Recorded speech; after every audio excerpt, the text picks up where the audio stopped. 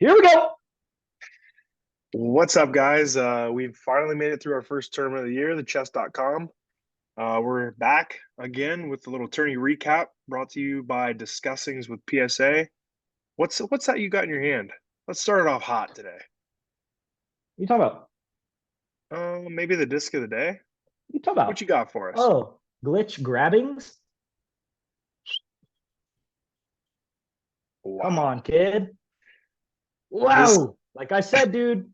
Hey, or like we yeah, I was gonna said, say, what's that say? hello, hello. You ever seen this glitch before? Probably not. Never will ever again. They're sold out now after this pod. All the 7 people are gonna go buy out the other 7 stock. Yeah, why But wouldn't they you? got 2 pages of it. But hey, we're here, boys and girls. Tourney Talk, Post-Tourney, chess.com, Invitational, Brooksville, Florida, Olympus Disc Golf Course. Congrats to Evelina Salonen and AB, baby, Anthony Barela. Finally got it done. And in quite fashion, actually. Had 3 really solid rounds. I think he went, what did he go? 6. He went -6, Let me -7, look. and -5. 90% sure he went -6, 7, and 5. Those are, if that's true, those are 3 very clean rounds, but it wasn't without the press of Ricky Wysocki right there behind him.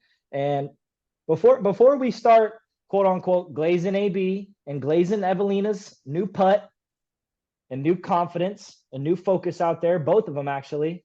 That was actually both of their weaknesses in the past year on the Disc Golf Pro Tour. So for them to both come out there, have a good first showing, first tournament of the year, a lot of people watching, and for them to both get their nervy putts out of the way early, if any, and take the tournament down. And Evelina actually had the hot round of the weekend at -8 in the very last round, so she got it done there. We'll talk a little bit more about each FPO and MPO tournament, of course. But congrats to Aaron Gossage, -8, hot score of the tourney. And what did he get? Tied for third, He was in solo third. solo third. Yep, two back. He Yeah. finished strong So too. yeah, exactly. So man, there's just a lot of people, good people to talk about. But what I was gonna say is Ricky, man, he went 7 or 8 down through the last 9 holes. Had a big, huge par save on hole 17. Got super hyped up. And to me, I don't know, but AB was standing, right behind him, and he jumped up and did like a 180 turn after he hit his big putt and flexed. I'm not sure if that was directed at AB. Might be a little friendly banter between the AZ boys, but it was a super exciting tournament, and definitely that final round was a lot to unfoil and a lot to watch. So, Betty, how'd you see it, man? I know we were both tuned in. Yeah, like you said, just that putt that Wysocki hit on 17 to save par. I mean, that really kept him in it. Electric. And I mean, what do you think was And AB going through it? doubling, by the way. Let's I say that know. AB doubling. What do you think's going through AB's head? I mean, I know he had a two stroke lead going into 18 and really had to absolutely blow up to lose it, but like standing on that tee pad on 18, I mean, that's a tough tee shot. Like he was Yeah, probably like, straight dude, just don't downhill, throw it out. OB. Yeah, Yeah, just don't throw it out of bounds. And I mean, the rest is history. He played it pretty good. He made par, and but he's got a pretty good. He's probably got a very good sidearm, actually, I should say, AB. And quote unquote, the safe play there is to kind of chip the forehand out there, probably try to get to the right of the little pond there, OB in the middle, and maybe get a little backhand turnover at the high shelf that the basket sits on. But dude, he trusted that green Luna that he's been ripping on for years. It seems like since he's been with Discraft at least. And mhm. he's probably seasoned a bunch of them, and he's just got that thing on an absolute string. I mean, he hit the Steph Curry, dude. He ripped it. Was about 2 seconds, if that, out of his hand.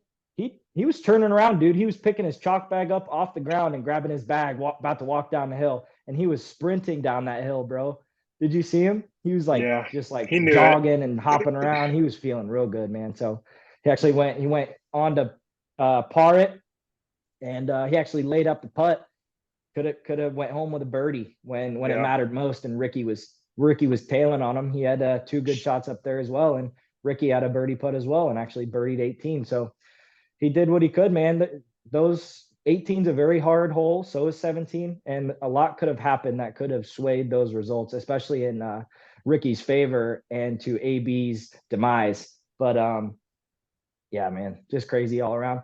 Yeah, we'll kind of go over like the FPO. I know I was watching mostly the whole round. It starts pretty early here, around 6 or 7, out here in AZ when I'm watching. But yeah, just Evelina, she was very calm, cool, and collected. And actually, Missy Gannon was playing really well the last round. And then she kind of felt it was out of reach, and then just started not necessarily pressing as hard. So it was pretty much Evelina's tournament. Like after the front 9, honestly, it was kind of solidified for me. She was just too dialed. And I know, like I was saying, her nervy putts have been her big weakness in the past, and she hasn't won since 2020 Waco. So this is years in the making, and she finally got it, and she seemed pretty happy about it for the short little conference she gave after. But hey, man, kudos to her, kudos to all the winners. Yeah, the one big thing I took away from this tournament was if you look at the top of the standings for both MPO and FPO, it's a lot of all-stars. So I'm kind of thinking that them being there a week early and seeing the course. I know they didn't play the same layout, but absolutely, I think it might have gave them the upper hand this week because yeah, they played in an absolute torrential downpour for 2 days, and they knew, hey, I can play. If I can play in that, I can play with any weather conditions on this course. And it was actually beautiful the whole weekend. There was a little bit of wind, but they're pros. like they know how to said, play in the wind. Even in the FPO, like tied for top 10, there's 6 to 7 all stars in that category. And you look at the same in MPO as well. You'll see maybe more. You know what I mean? Or we're at least in contention for all star. Like Gossage filled in for Eagle, right? Or was it Simon? I think he filled in for Simon. And then Chris Dickerson Dickerson filled in for Eagle. That's right. Yeah. But yeah, man, top 10, just rattle them off. All stars: AB, Wysocki, Gossage, Burr, Klein, Isaac Robinson, Matthew Oram was an all-star. Yep, absolutely. There's the top. What is it? 6, right? 7 right there. Top 7. All stars. You kidding me? I know. It's crazy. That'll be something. It's almost like cheating. Yeah, I mean, it'll be interesting to see how that plays out the rest of the year. Obviously, they're not going to get a head start on the competition at the other courses, but they're all stars for a reason. So I mean, I guess they kind of proved why they were all stars. You bet.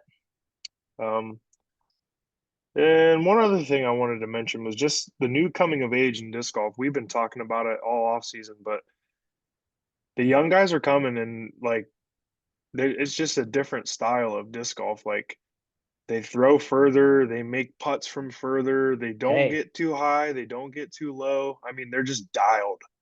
Joseph Anderson, Joey Buckets. I know. I knew you were going to mention that. I was waiting for it. He lived up to, I almost forgot about him, dude. And then I'm looking here and I'm like, wait, there was a young gun at the top for a while. I know. He goes by the name of Joey Buckets.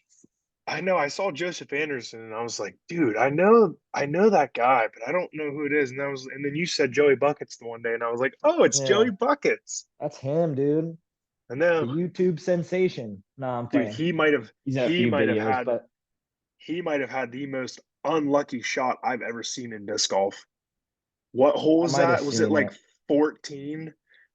The one that's like down the hill and you got to throw a little flex shot. He literally hit the bottom of the basket. Oh, that one. Yeah. I saw that all the way one. back down. That was the best shot on that hole all weekend, and he was 100 feet down the hill because it just got a bad roll. Like, come on, dude. Yeah. This is how disc golf is sometimes. Don't forget little Nicolas Antila, too. He was in it. Kid's a stroker now. He was making some putts, dude. He's just he's just a smooth little guy. I'll tell you what. Yeah, making putts like when he needed it. But I mean, I just not even thinking about it, dude. Like he'd walk down to his live, put his marker down, get his disc out of the bag, and just Yeah.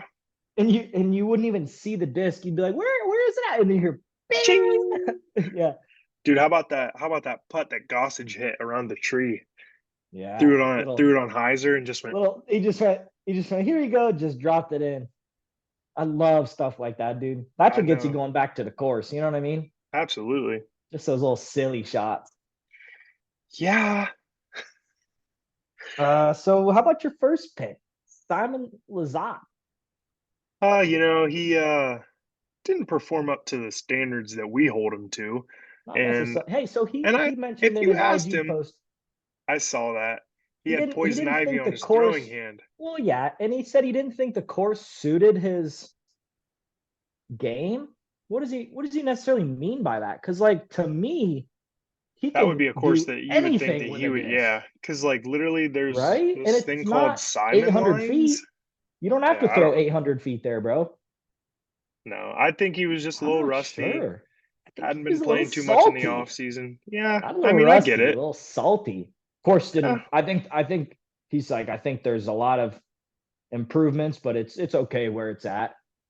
It's like, hey, dude, that's Paul Macbeth and Dylan Cease you're talking about. You know what I yeah, they're mean? not You might going to want to design a bad course. not necessarily, you know what I mean? Like nothing to at least note and Yeah, put in an Instagram post in the first paragraph of like 3. So it's like, I don't yeah. know. I Yeah. mean, there's definitely some saltiness there, but he'll bounce back. And At as least the bad as he, pictures of him throwing were cool. That was good. yeah, and I mean, as bad as like he played, I mean, he really didn't play that bad. I mean, he finished 17th out of 112 Oh guys. That's yeah. pretty good. That's Yeah. better than you can say for Brody Smith.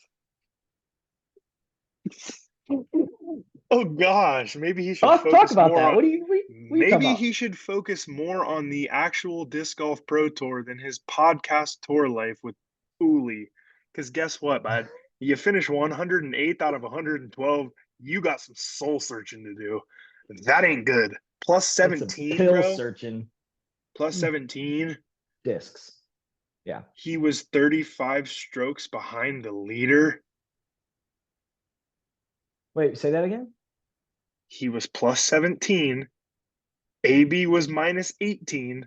He was 35 shots behind AB at the end of the tournament. You got to do some soul searching, bro. It's really I not as mean, many. It's not as many as it sounds. Like uh, over 3 rounds, yeah, but over a 4 round tournament, that kind of sounds normal. But three, he's that getting means you on by average he over was 10. he had 12. That's what I'm thinking. I know, bro. You can't have that, dude. No, you You can't. cannot have that. Dude, just Yeah. listen to some of the names that he's around at the bottom. Got to pull out the evidence. Is it a bunch of who's? Um, Sullivan Tipton did not finish. There was only He's four good though. people that there was only 4 people that finished behind him. Uh huh.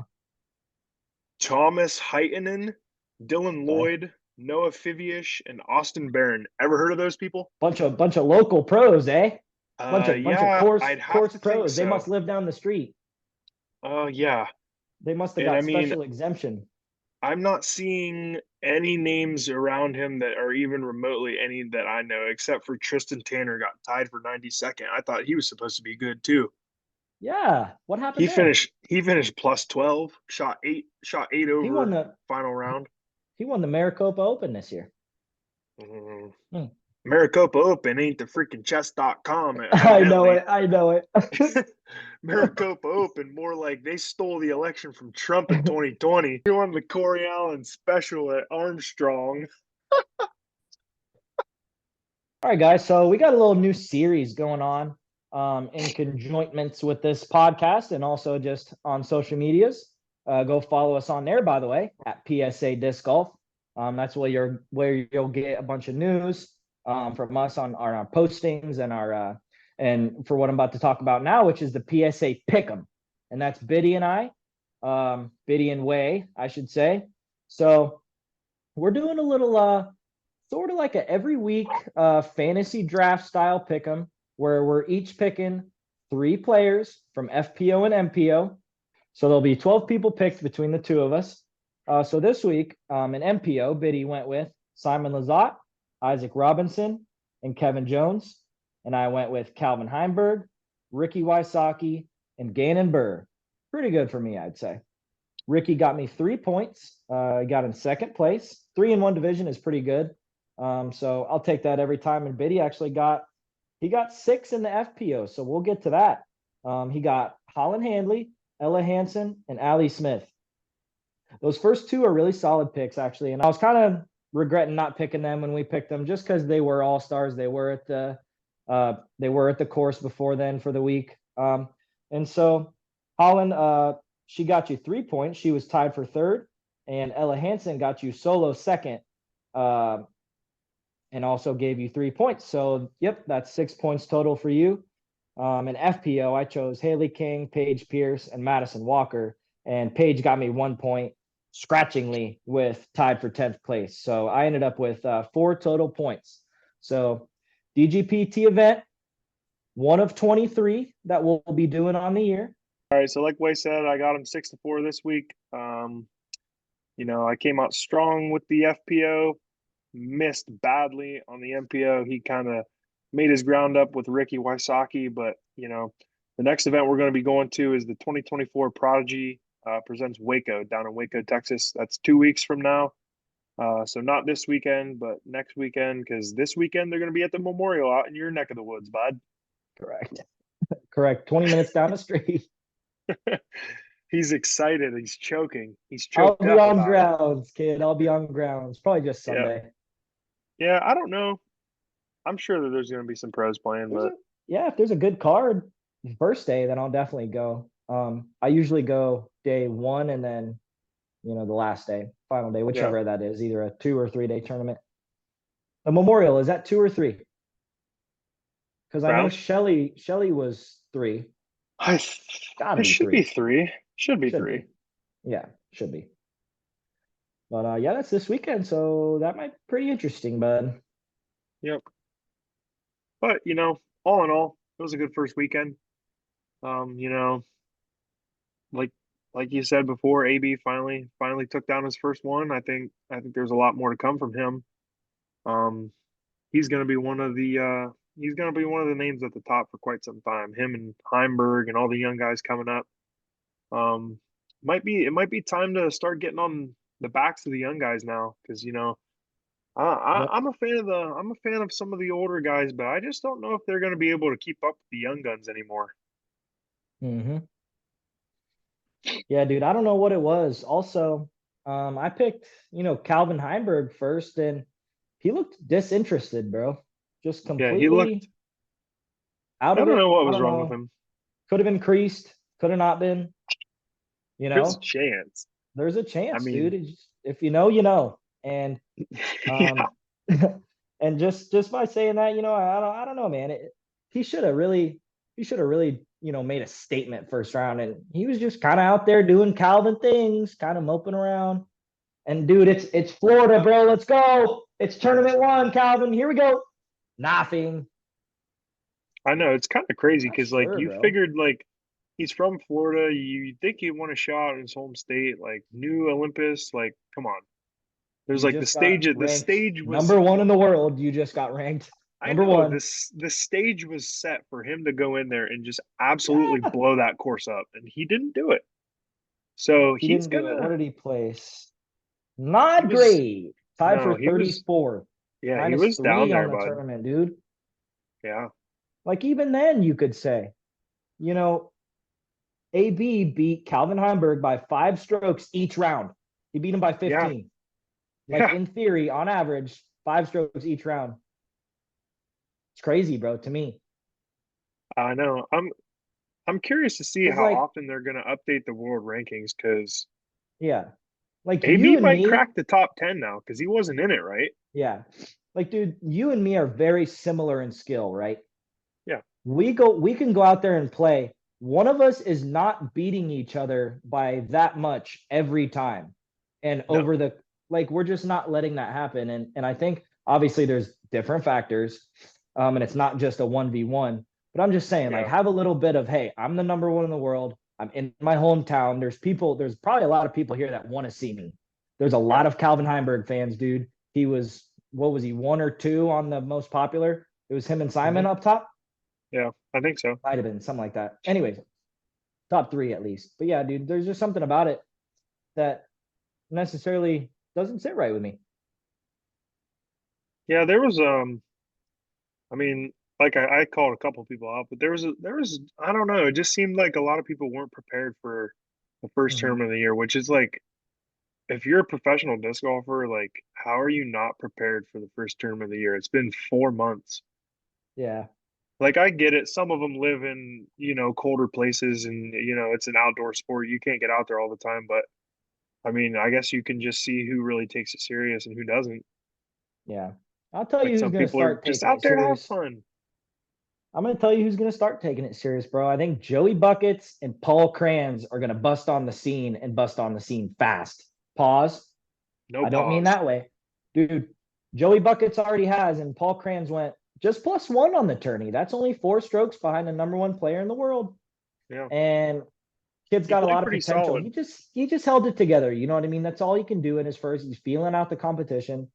And obviously, we talk about Paul a lot because he is team MVP, and that is our go-to disc brand choice and just everything disc golf in general. We just think they're doing it right.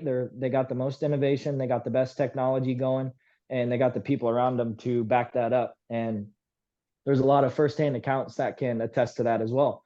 Whether they're on team MVP or just people who have met Brad and Chad in general and that MVP crew. So shout out to them. Yeah, man. If you're not throwing gyro, you're not throwing discs. Pretty much, you're just not really throwing what you could be. Yeah. That's just my They're my they're take called on it. the What do you they're think? called MVP is called the leading edge for a reason. Mm-hmm. You bet. And I don't know how many times I gotta say it. If you're not throwing gyro, there's something wrong with you, or you just haven't given it a chance yet. So maybe you Yeah. should. But yeah, like you said, I think the young guns are gonna be coming in hot, like Paul Kranz and Joey Buckets. There's a few other There's ones, a man. plethora. There's a Dang. plethora. So Obviously, Gannon's feeling out his new discs. yep, Which, there's he probably had a lot of confidence going into it, because he's just that type of guy. yeah, And he actually, grew up throwing disc mania like all the time and still had discs. So it's not nothing really new to him. He obviously finished great. I mean, he finished -14. yeah, So, dude, he was solo 4th place. So I mean, you can't really say anything other than he's gonna be a force to be reckoned with as well. And yeah. we brought him up for a reason. Um, but yeah, dude.